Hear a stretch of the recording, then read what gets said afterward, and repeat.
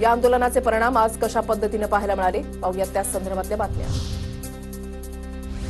पीडित मुलींच्या कुटुंबियांची भेट घ्या, नाना पटोले यांचे काँग्रेसच्या महिला आमदार आणि खासदारांना सूचना, मुद्दा धरून ठेवण्याचेही आदेश।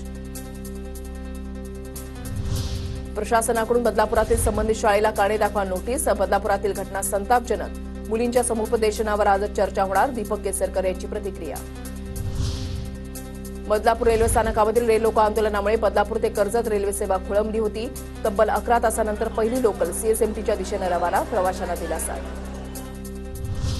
बदलापुरातील आंदोलनामुळे अंबरनाथ ते खोपोली दरम्यान 30 लोकल रद्द, सीएसएमटी ते अंबरनाथ दरम्यान लोकल सेवा सुरळीत, तर मुंबईहून कोल्हापूरला जाणारी कोयना एक्सप्रेस कल्याणवरून वळवली। सीएसएमटी स्थानकावरून आतापर्यंत 10 मेल एक्सप्रेस गाड्या कर्जत पनवेल ठाणे स्थानकावरून वळवल्या।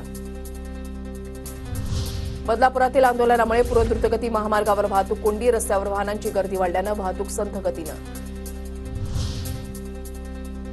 बदलापुरातील लैंगिक अत्याचार प्रकरणी सुप्रिया सुळे आक्रमक, पुण्यातील बालगंधर्व चौकामध्ये उद्या 10 वाजता कार्यकर्त्यांसह आंदोलन करणार।